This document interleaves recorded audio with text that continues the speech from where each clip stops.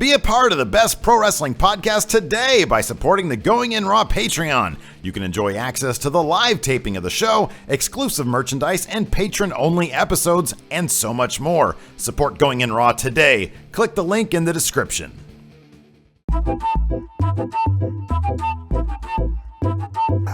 friendo, Steve here. And Larson. And welcome back to Matt Chat. This is the show where Larson and I debate. What's up? Your hair's all messed up.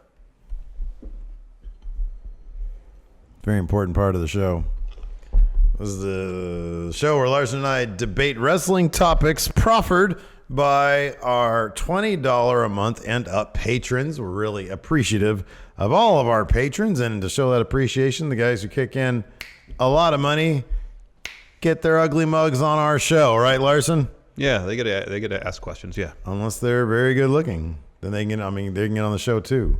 I think they're all great looking. They're all fantastic. No body shaming here on this show, Larson. Anyways, Matt Chat is great. Patreon.com/Steven Larson. Kick in $20. You can be on the show too. That's right. Right. Anyways, should we get started? Yeah, man. We got way too many questions. Got a lot. First, from Minnesota Joe. Let's see what Minnesota Joe has to say. Hey, friendos. Minnesota Joe here with another Matt Chat question. This time about the Superstar Shakeup. I want to know who, in your opinion, is going to benefit mostly from this Superstar Shakeup. Out of all the people who have crossed over brands, I think, in my opinion, probably Samoa Joe, because, I mean, I'm a big fan of him, and I think having a lot less guys up on top who are probably going to get the title before him, I think will give him the opportunity to become world champion. So I want to hear what you guys think. Thanks. Thank you, Minnesota Joe. Wow, what a great question. Superstar Shakeup was huge. Massive. I'm going to answer The Miz, and I'll tell you why. They really treated The Miz as a big deal sending him over to SmackDown. It got a huge pop when Kurt Angle said, "You're out of here," because Daniel Bryan himself asked so that he could punch you in the face. The crowd responded in a huge way. This is going to be the feud, hopefully, of this summer. Daniel Bryan versus The Miz. In addition, I've said this before, the Universal title exists in rarefied Roman Reigns air, so nobody's really going to be touching that thing anytime soon. However, the Lineage title, the WWE World title, over there on SmackDown, or they're not even calling World title, it's called WWE title now. Correct.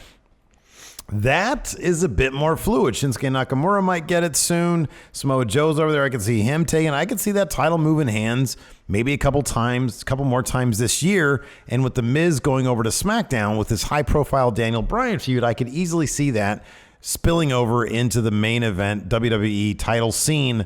I kind of feel like this might have propelled The Miz into true main event status. This is a good 6-7 years after he held the WWE title, whatever 7 it was, years, 7 yeah. years. It's been a while. And I think that if he has it again, this reign will be a bit more, let's say, legit.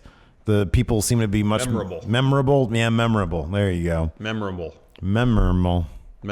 Anyways, that's the answer. It's The Miz. No, well, at first I was going to say Daniel Bryan, but his return. That'd be a good answer. His return to the ring is just a huge benefit to him, period. Anyways, I'm going to go a different route. I'm going to say Asuka. Okay. And mostly for two reasons. One, on SmackDown, now she can pick up her win against Charlotte. Charlotte broke her streak. That's the story they will go back to at some point. Yeah. And Charlotte will get her win Asuka will get her win from Charlotte. Two, on SmackDown, Asuka gets her own spotlight.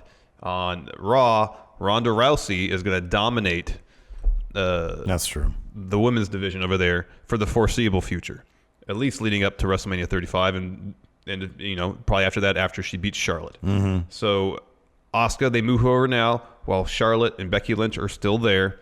She establishes herself as the dominant champion of that division, even with that one loss to Charlotte.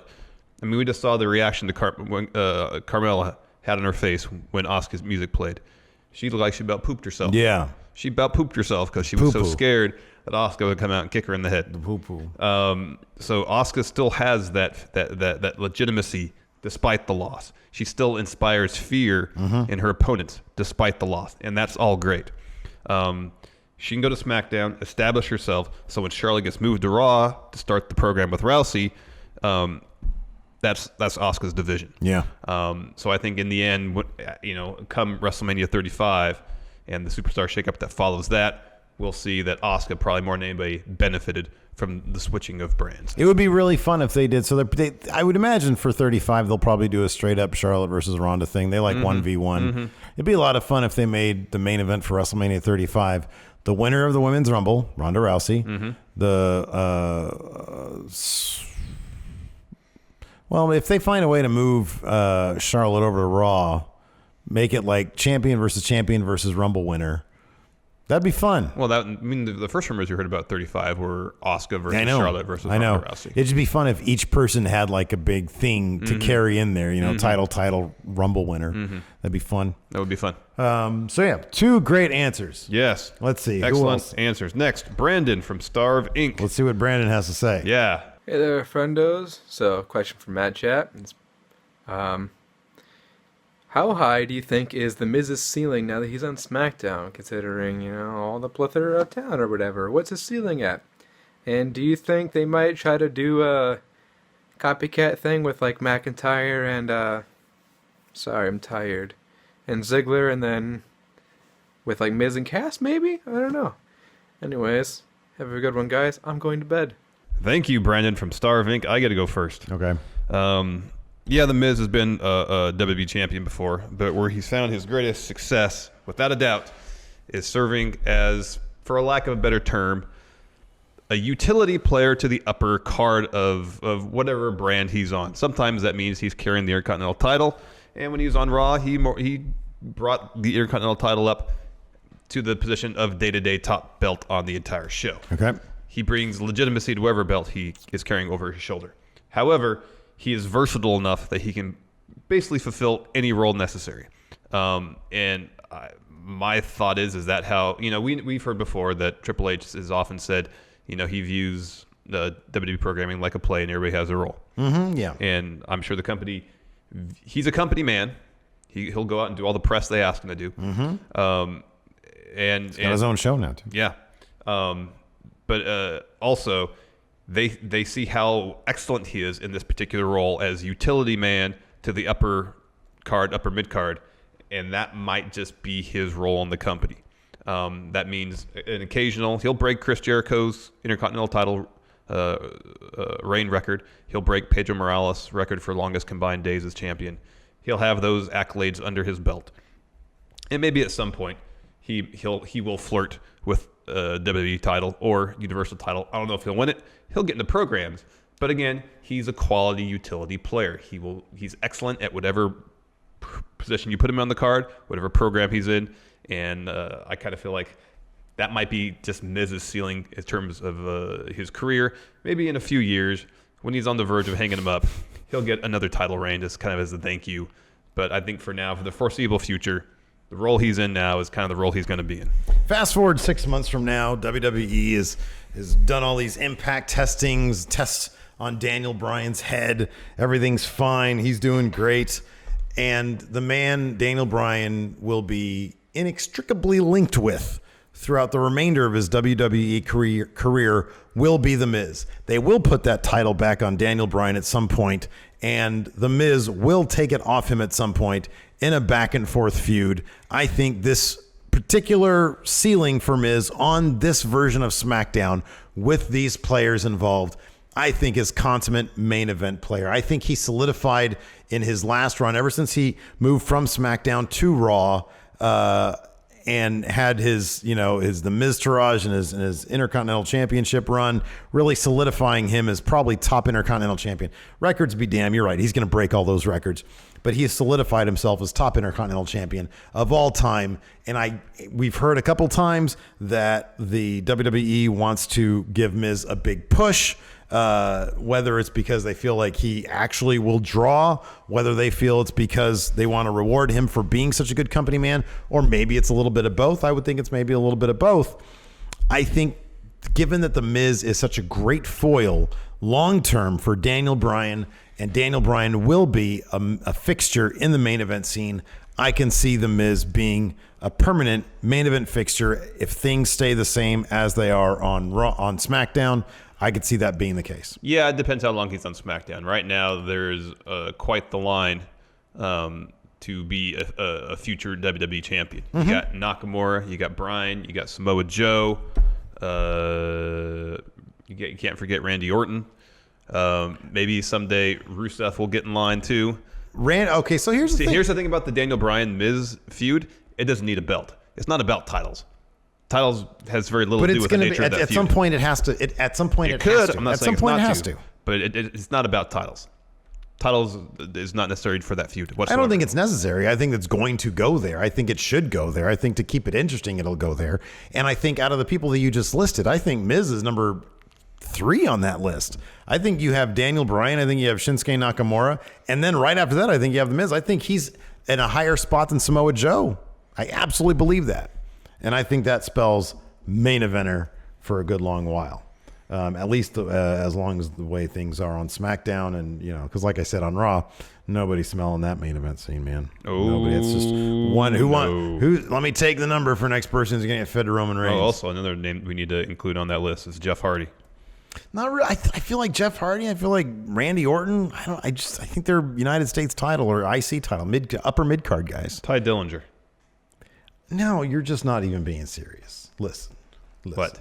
Listen. We got a question here. Yeah, from James Page, text question. Since it has to do with Superstar Shakeup, we're gonna answer it now. Okay. Yes, I know it's early days with Sanity only just getting called up to SmackDown, but which of the 3 male members do you think will have the best single success? Well, if James here had said which member in totale would have the highest ceiling, I'd say it's Nikki Cross, easily. However, the answer here is Killian Dane. Look at how they've booked him since he arrived in NXT. They booked him as a monster. There is a new mold of WWE superstar, and that mold is pretty much whatever is cool, man. And Killian Dane, big, hairy beast. The people love him. We've seen with the same kind of thing with Braun Strowman. People love big monsters who destroy things, who have charisma. Killian Dane has charisma. Tell me, when he speaks in that Scottish brogue, that isn't just Irish. I always get that wrong. Nikki Cross is Scottish. Yes. He's Irish. Yes. He's from Northern Ireland. When he speaks in that Irish brogue, tell me that it isn't just like, oh man, this dude's just chock full of charisma. Yeah, he is. Of course it's Killian. Who else you got on there? You got Alexander Wolf, who I love. And by the way, they should let him talk a lot more. Oh, yeah. He's great. He sounds like Richtofen in the zombies the zombies thing. So you've got that. But he's never gonna really be more than a tag team partner. He's like the Eric Rowan of Sanity, dude. I'm sorry. Although I like him a lot more than Eric Rowan. You got Eric Young, who's already like 53 years old. He's super old. I don't really think he's gonna go that far. Killian Dane, younger. You've got the whole UK thing behind him. I think it's Killian Dane. I think that dude's got world champion written all over him. He might even have universal champion written all over him. Give it 3 years. All right, that's a good answer. If you hadn't picked Killian Dane, I would have. But since you did, I'm going with Eric Young. Yeah, you kind of have to. Former TNA world champion. I don't know if you can say... Not the place you want to start, dude. Well, look at other former TNA champions. You got Bob Roode, Samoa Joe, AJ Styles, all on the roster. I agree. I don't know if Sanity necessarily as a leader, but if it does, it's Eric Young. He's definitely like the mouthpiece. Mm-hmm. He's great on the mic. Mm-hmm. He does awesome character work. Mm-hmm. I mean, he's got and he completely embodies his character. He's good in the ring. If it weren't for his age, if he were the same age as Killian Dane, it'd be neck and neck. Okay, yeah, I think the only thing that might hold Eric Young back a bit is that he's probably pushing 40. Yeah. But then again, so is Nakamura, so is Styles, so is Samoa Joe. Okay. So is Bob Roode. Bob Roode, I think, is 40. Yeah, he's 40. So I don't necessarily find that is necessarily a disqualifier. Again, Eric Young, more or less the leader of Sanity, if they have one. So I think that gives him the early advantage to have the greatest single success maybe right now. Yeah, but if you didn't have to debate this with me, what would you say? Well, if all members of Sanity, Nikki Cross. If it's just the male members, and yes, Killian Killian Dane. Dane. Yes, Killian Killian Dane. Dane. How old is Killian Dane? I know 33. He's only 33. And how old is Eric Young? 59, I think. 60. He might be 60 He now. just sounds like he's that He old, might be man. 60 by now. He just sounds like he's old. I don't think Eric he's that Young. old. Let's see here. Eric Young. He's 38. He's 30. Oh, he's 5 years old. Still, that's a lot of. The 5 years is a long time in wrestling. Next up, our good friendo, the beekeeper himself, Patrick Sparks. Let's see what Patrick has to say. Hey, friendos, Pat here. Alright, so the Superstar Shakeup is over. It's actually pretty interesting. Personally, I think SmackDown won, because it's going to be pretty hard for them to fuck up all the talent that they just got and all the storylines that they could do. Granted, we are talking about SmackDown, though. But now that it's over, we know what the women's division looks like for both rosters, and my debate for you is who's going to have a longer reign looking at the future opponents and feuds that each respective champion could have. How long do you think Nia Jax will have the title? Who do you think she'll feud with? And how long do you think Carmella will have the title? Who do you think she should first feud with? What do you guys think? Thanks, fellows. Bye. Thank you, Patrick. Thank you, Patrick. Good question. Obvious answer, though, is Nia Jax. She's been booked as dominant most of the time during her tenure on Raw. That should continue as champion. Once she gets past this Alexa Bliss feud, retains the title in the end. You have Sasha and Bayley. They got their own thing going on. Ronda Rousey is going to be developed as a contender down the line. So who do you really have in Nia Jax's way? You have Ruby Riott in the Riott Squad. She should get past everybody in the Riott Squad. You have maybe Natalya. Again, Nia Jax should easily get past Natalya. Eventually, she's going to run into either Bayley or Sasha, maybe both. That might be the first real hurdle put in her place. But I think she probably will overcome that. I think she's going to have a good long reign, 6 to 8 months, maybe longer.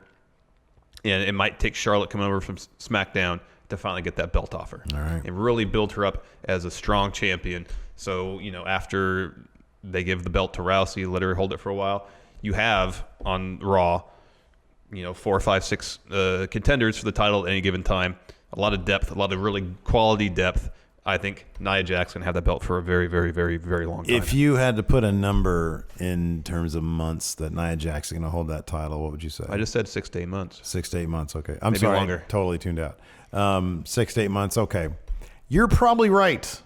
Although there is something to be said about the sneaky, shifty. One thing about Carmella's story is that she waited 257 days to cash in her Money in the Bank. I thought it was 280 something. Oh, maybe it's 287. Maybe it was that. Okay. She waited a very long time to cash in Money in the Bank. She's patient. She's sneaky. She's crafty. We saw what she did with James Ellsworth winning Money in the Bank and how she, character-wise, was smart enough to cash in on Charlotte. So I have no doubt that she will be crafty enough to keep the title. I liken her reign, if they want to book this, book it kind of like Seth Rollins' world title reign, which was a pretty long time as well. What do they say? The money is in the chase. You've got a couple of high-profile sort of alphas in the women's division on SmackDown. You've got Charlotte. You got Asuka. It'd be too easy for them to get into the title scene right now. That wouldn't make any sense because there's no drama in that. They're probably going to be dealing with the Iconic duo at this point. Sorry, the Iconics. Which kind of leaves Becky Lynch, maybe Naomi, but I'm thinking Becky Lynch because I think Naomi's just going to be dilly-dallying with the Usos while they deal with the horror movie guys. So that leaves Becky Lynch. Becky Lynch and Carmella, they may trade titles here and there. I mean, I could see that as a possibility. But I also see it as a possibility as Becky Lynch trying, coming up short. That's kind of been her story on SmackDown past the first title run that she had. So I could see Carmella being the person to hold that title until it's time for her to come face to face finally with either Charlotte or Asuka, probably Asuka. And that might be a while. I don't think it's going to be, I'll be honest, I'm actually going to side with you. I'm not sure it's going to be as long as Nia Jax. I really don't. Yeah. But I think there's a possibility that it could. There's a possibility. There's one problem with Carmella employing the Seth Rollins tactic to retain that title is she doesn't have a J&J security at her side. She doesn't have James Ellsworth with her anymore. That they might They might use the Iconics for that. Entirely possible. They might use Absolution for that. Entirely possible, too. So there is the possibility. You're right. They don't. But, given that she did do it with Ellsworth before, I wouldn't put it past them to put somebody with her. Yeah. Next up, we got a question from Bobby Mincy. See what he has to say. Hey friendos, Bobby Mincy here with another Matt Chat question. Steven Larson, I want to agree with you guys on a comment you guys both recently made about Corey Graves and how he is a gem on commentary. I've noticed that for commentators, for me, I like wrestler into commentators a lot. So for my Matt Chat question, I like for you guys to debate on who was the greatest wrestler to commentator, and then I want you guys to debate on who's going to be the next greatest wrestler to commentator. Too sweet, firm handshake, shoot foot break, FU. Have a good one, guys. Thank you, Bobby Mincy. Well, Bobby Mincy, let me tell you something. Jesse Ventura is obviously the best wrestler ever to have gone over to commentary. He was very charismatic. He was the governor of Minnesota. He's a huge conspiracy theory guy, which cracks me up to no end. And he's just extraordinarily charismatic. Fantastic wrestler. I'm pretty sure his days as a wrestler were cut short thanks to injury. I know he wrestled, for a while, but I think he could have kept on going, if it wasn't for like his back or his neck or something. I forget what it was. But in any event, he had a fantastic run as a color commentator guy. And I would give the nod to Jesse Ventura. All right, that's a good answer, but mine's better. It's Gorilla Monsoon. Yeah, Gorilla's great. A legend in the industry, not just as a wrestler, as an in-ring competitor, but also as a commentator. Really, the commentary team I remember most as a kid is Gorilla Monsoon, and first I guess is Ventura, and then Bobby Heenan. Mm-hmm. Man, great stuff. That commentary team is such a huge part of my childhood. Mm-hmm. And in hearing Gorilla Monsoon's soothing voice, enjoying now that I'm older his dry sense of humor. Yeah. Especially his comebacks with the brain. Yeah. No, it's Gorilla Monsoon. Okay. As a strictly play-by-play guy, it's Gorilla Monsoon. So here's the thing. I don't disagree that he's a legend, right? Yeah. But listening to Gorilla Monsoon is like listening to your grandfather tell really great stories, right? And who doesn't love that? Yeah, it's great. You know what I prefer? Crazy ass conspiracy theory, probably flat earther Jesse Ventura telling crazy wrestling stories full of exaggeration, alliteration, all sorts of great stuff. Hyperbole. Hyperbole, thank you. That's the word. Hyperbole, wearing tie-dye and feathers and crazy sunglasses. I guess it all depends on what you want from your wrestling. Give me Jesse the Body Ventura. Give me Gorilla Monsoon. All right, well, give me Thayer Thabata. He's got a question. Let's see what he has to say. Hey guys, so Dalton Castle and the Velveteen Dream have a pretty similar gimmick to one another. And let's assume that Dalton Castle does eventually at some point in the future make his way to WWE. Would it be better off if Dalton Castle became the Velveteen Dream's tag team partner or the Velveteen Dream's greatest rival? Thanks, guys. Thank you, Thayer Thabata. There was rumors that Dalton Castle was looking to sign with NXT, and then he ended up re-signing with Ring of Honor. Yeah. Now he's their world champion. Are you a Dalton Castle fan? Yeah, I like him. I like Dalton Castle. I think he's great. So, given the options, I will go with this one. At first, they form an alliance. Maybe they form a tag team. Soon, tensions arise, and their alliance falls apart. They go from partners to rivals. Mm-hmm. I think in terms of the story, telling potential, that could be tops. Regardless, at some point there's got to be a rivalry. Yeah. Whether they started as partners or not, there's going to be a rivalry. Yeah. Actually, that's pretty much the right answer is rivals. Okay. But we can't argue the same point here. So No, we're not allowed to do that. I'll just say partnership first, then rivalry. Okay. So I liken. So superficially, you could say the Velveteen Dream kind of aesthetically was modeled after Prince. I think he's gone far beyond that. Aesthetically speaking, he's still kind of there, but he calls himself the Experience. He is an experience. Yeah. It was the Jimi Hendrix Experience. Exactly. Yes. I liken Dalton Castle more to an Elton John in the 70s type.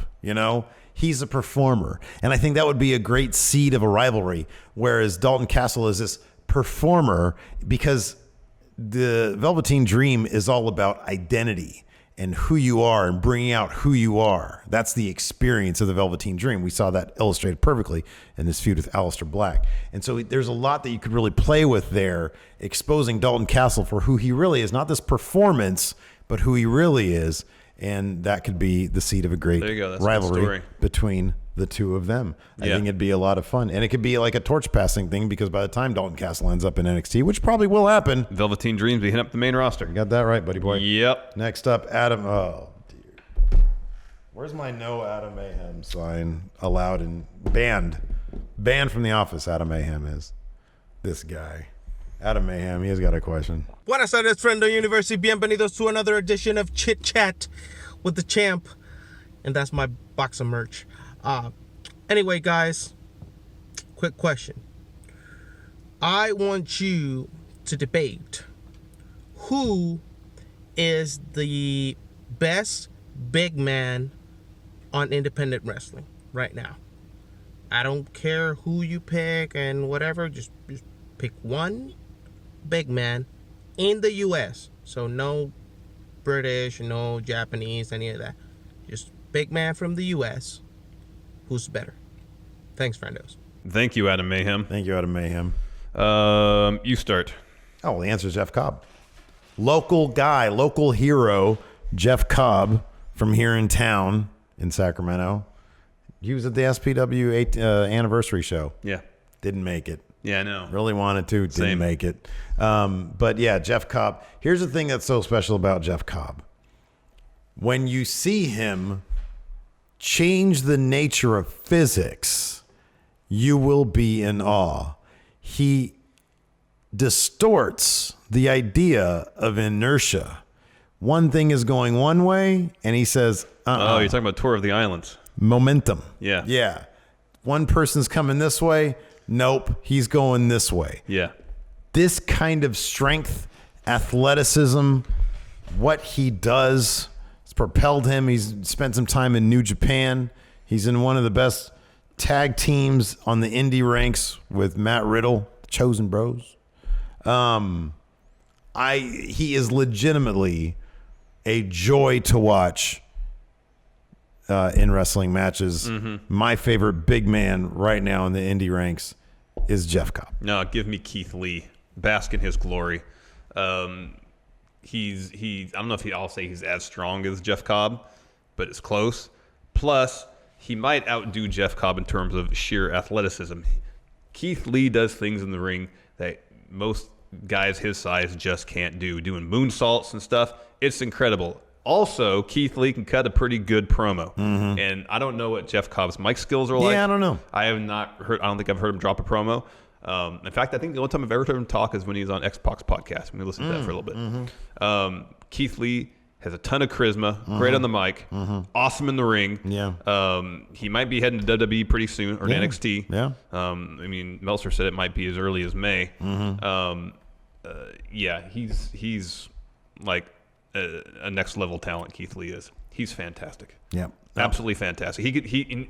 What's great about his athleticism, it makes him incredibly versatile. He can, we saw him take on Walter at Bola, and it was a hoss battle, but then you see him against, more athletic competitors. Like a Matt Riddle guy. And he can hang with them in terms of to athleticism. He's the next Vader. He's the next step in the Vader. Vader would do moonsaults, crazy athletic stuff that you didn't expect from a dude like that. Yeah. He's the next, he's like that, just like, times 1,000. Yeah. Well, we got a late entry here from Christian.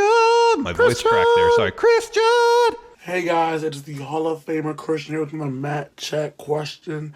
And I am in a washroom. Yeah.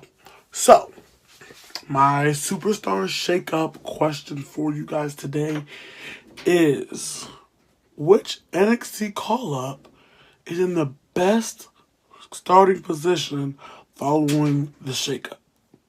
Thanks, guys. Thank you, Christian. Thank you, Kristen. I'm going to go first. Christian! Sorry, I'm a little under the weather. I can't really hit that falsetto. I'm going to say It's not Eric Young. I'm going to say Ember Moon because I think of anybody who debuted, she made the largest splash. Okay. Raw after Mania, Nia Jax brought her out to be her mystery tag team partner. Very first match, pinned the previous women's champion on Raw. This week, she beat Mickie James. And the Eclipse, fantastic. Great sell by Mickie James. Oh, awesome man, sell. yeah. Awesome Supreme. It seems like they are going to push Ember Moon. Mm-hmm. She's got Nia Jax standing in her way, which is going to be an issue whenever Ember Moon goes after that Raw Women's title. However, they seem intent on putting the full force of their creative powers behind pushing her and establishing her as a legitimate contender for that Raw Women's title. Authors of Pain probably have less competition in their way, but at the same time, I mean, like it's them, and right now the Raw tag division is really them, and then Woken Matt and Bray Wyatt. Yeah. So it seems pretty easy to kind of say, okay, you're champion now. Ember, I feel like they're going to have to invest in some good creative, put her in some good feuds, and I think that all indications are they're going to do that. Okay. She's immensely talented. She can do it all. Just give her good creative, and sky's the limit for her. I think she is in the best starting position, so long as they don't rush things to make a huge splash on Raw. Here's why I'm not going with the Authors of Pain. Partially what you just said. It's a pretty easy path for them to the titles. Not a lot more for them to do after that. No. They don't have Paul Ellering, so they lose their best promo guy. And on top of that, they stayed in NXT a little too long. Yeah, they did. And so there isn't a whole lot of buzz behind them. I could go with the Iconics. They started out with a really strong thing with Charlotte, now Asuka. However, I'm going to go instead with El Ídolo, Andrade Cien Almas. Why? Because you want buzz. Why? Because you want to strike while the iron is hot. This man just lost the NXT Championship. No dilly-dallying. No post-title feud. None of that. He's hopping into the deep end of SmackDown with names like Samoa Joe, Daniel Bryan, AJ Styles, Shinsuke Nakamura. I know I'm missing a couple more. The Miz. He's stepping in here. This guy, the first guy to bring a 5-star match to the WWE since Punk and Cena. He did this with Gargano, not this past TakeOver, one before.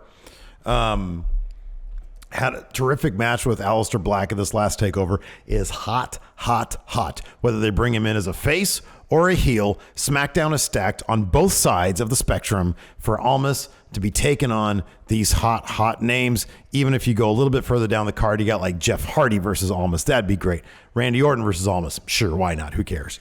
After that, there isn't really much of a lower mid card. I mean, they might job Ty Dillinger out to him really quick. I don't know. Yeah, that's probably going to happen for sure. That'll probably happen.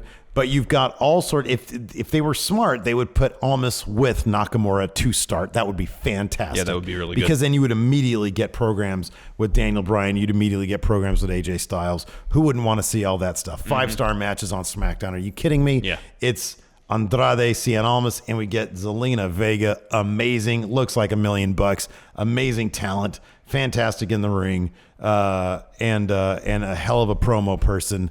This group, this package together, it's Almas, man. It's Almas. But I like your answer too. Yeah. Both good answers. Both good answers. Both good answers. Next up from Broken Steve has a question. Let's see what he has to say. Hey, Steven Larson, Broken Steve here with another Matt Chat question. My question this week has to do with the Women's Revolution. Steve, if you were in control of Bullet Club, what 3 women would you add to make Bullet Club better? And Larson, if you were in charge of LIJ, what 3 women would you add to make LIJ better? Well, I can't wait to hear what you guys say. Talk to you guys later. Thank you, Broken Steve. Steve, you can go first. What a great question, man. Bullet Club is for real. Is real. So we want 3 women. I'm assuming that this is because it's a Bullet Club, right? We can't pull them from WWE. Why not?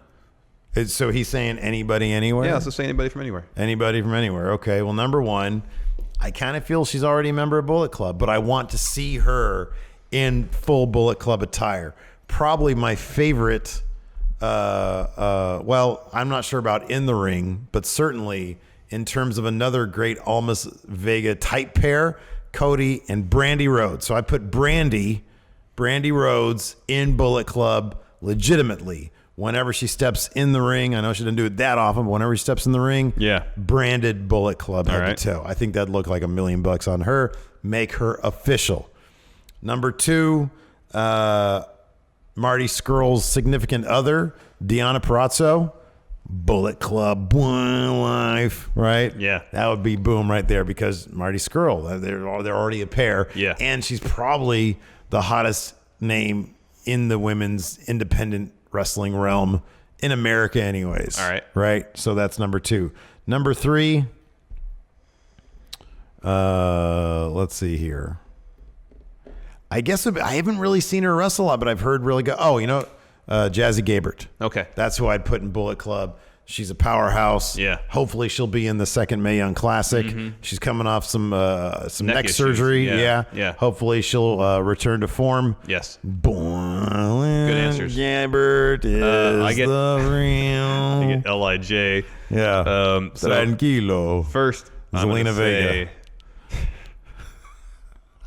I was gonna say that's actually good. That's a good one. I know. I'm gonna first Tennille Dashwood. Yeah, I was formerly gonna known take as Emma, but she's goofy. That's fine. That works in LIJ. Okay, yeah, okay. It works that's in good. LIJ. That's good.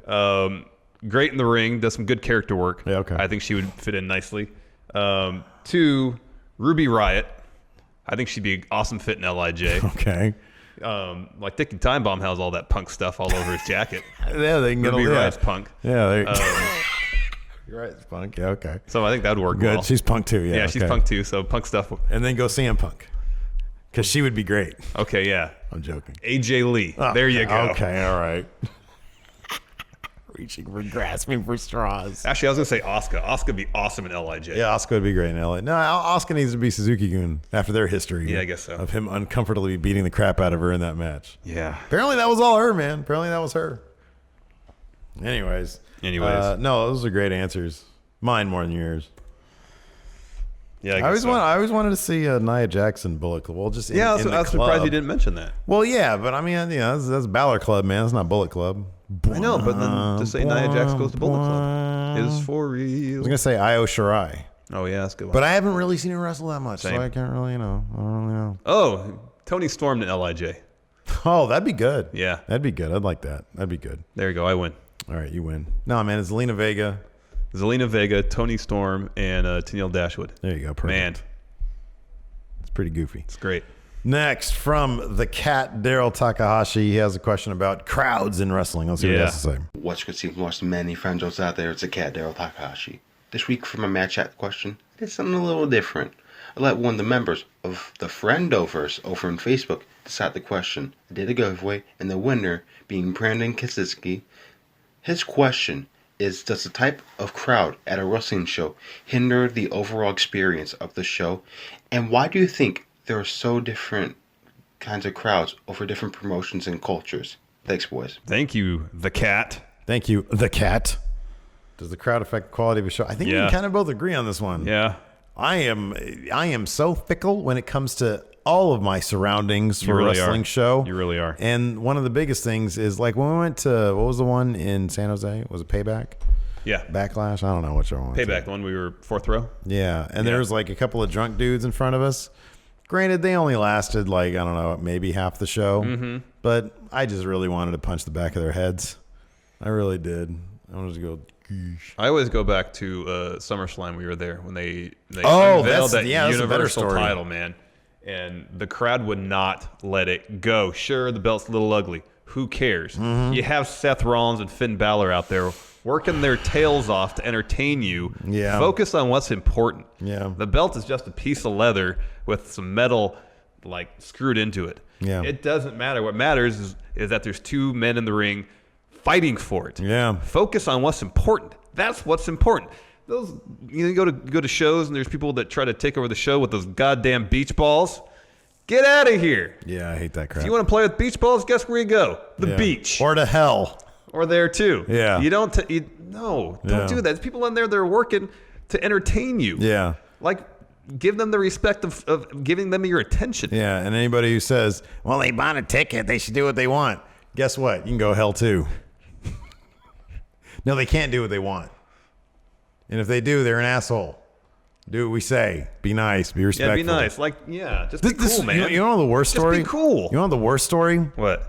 When I was front row at that house show 2 years ago. Oh, yeah. You remember you talked about this. And Emma had a match. I think it was like in a tag match, like a 6-woman tag match. And some jackass in the front started heckling her about stealing stuff because she had got arrested for shoplifting or whatever. An inadvertent thing, right? Yeah, it was an inadvertent thing. Yeah, exactly. Like, she got the iPad in her hand. Well, it was an iPad case. Yeah, it was an iPad case. He was just going to steal that crap. And he was like, and it's like, oh, you're so freaking clever, aren't you? You're so flipping clever. Yeah, we all read. We can all read. Mm-hmm. We all know what happened. Yeah. Like what? She needs you in her business? No. Guess what? Go to hell. I mean, if you want to go and rib in paying for their ticket, they should be able to do what they want. No, you can go. If you're sitting ringside, then yeah, if there's heels coming out, yeah, you should talk. You should talk a little bit of smack. Yeah. As long as you keep it light and fun. Yeah. And because they'll respond, and it makes for a fun, interactive experience. Mm-hmm, yeah. But there's no reason to go there. None. No, man. No, just be cool. Yeah. People, just be cool. Just be cool. Just be cool. Yeah. I don't know why it's so hard to just be cool. I don't know, man. I like beach balls at shows, though. I think it's great. Anyways, that's it for Matt like Chat. It sucks. Thanks. I'm just joking. I know you're joking. You were into it at first. You're like, no, you're telling me to tranquilo. People just having fun. That was a little bit different, though. Chris Jericho acknowledged it. It made the crowd laugh. He thought it was okay. And he said, well, it's just a cruiserweight match. No one cares about that. They know what they're asking for by putting a cruiserweight match on the Raw Mania. No, I did. I actually kind of agreed with it. Because I kind of agree. I'm totally going back on it, dude. Totally going back on it. But Brian Zane was complaining about people like giving Brock and Roman shit too early in their match. And I was thinking to myself, I don't know, man. I respect his viewpoint for sure. Yeah. I just kind of disagree with it. I think I do, because that's actually the quality of the product that's being presented to you. Yeah, I felt like they started out as a turd. And it got more turd-esque as the match went on. And I feel like the crowd started responding at the appropriate time. Yeah, when they started chanting, this is awful, it was warranted. Awful. Yeah. It was an awful match, and it was warranted. I mean, the crowd wasn't in the match because within 3 minutes, I could tell that was a crap match. Yeah. Well, they weren't into it because they haven't been booking Roman well ever, and it's obvious at this point that Lesnar's more or less checked out. Mm-hmm, yeah. So that's just your natural response to seeing one guy who's probably not putting his all into his work, and another guy who hasn't been utilized to his fullest. Mm-hmm. And people are just responding to the creative that's being put in front of them. I don't have a problem with people crapping on that. It's when people are, when Daniel Bryan is trying to do a promo and they start saying what? Mm-hmm. Why? Yeah. Just be cool. Oh my God, that's the worst. Yeah. Just be cool. Yeah. Or just random CM Punk chants or something like that. Yeah. No. It just screams, look at me. I know. Yeah. But at the same time, if you're going to put a meaningless cruiserweight match on in the Raw after Mania, after your first segment, no, I'm cool. Throw me a beach ball. I'll play with the beach ball. Here's the thing. I'm cool with that. If you do a wrestling show and it's not like PWG, and it's all like high moment, high moment, high moment, high moment, you're gonna get worn out. You need those ebbs and flows to the show. Yeah, but a cruiserweight tag match, especially when it wasn't a tag match. It was Neville against Jack Gallagher or something like that. It was a one-on-one match. It was a tag match. No, I don't think it was a tag match. There was like 6 little tiny cruiserweights out there. I don't think so. I think it was a one-on-one match. I think you're wrong. You're too focused on the goddamn beach ball. Well, I wanted it to come my way. No, I was happy that security people took it and disposed of them. Wow, boo. Yeah, boo me. Fine. I'm booing you, boo. Boo all you want. Cesaro has it right when he ripped up that beach ball. Good on Cesaro. I wouldn't boo you, man. Anyways, you'd heckle me though. Yeah, I'd heckle you. You would heckle depending on the situation. If you're in there in the ring and you got some big bear coming after you, I wouldn't heckle you. I'd be like, get out of there. Well, it's the work. They're going to take your title away. See, look, I see you getting hit by a bus on this phone. Okay. This futuristic device. Exactly. Anyways, that's it for Matt Chat. Thanks for tuning in. Till next time, we'll talk to you guys later. Bye.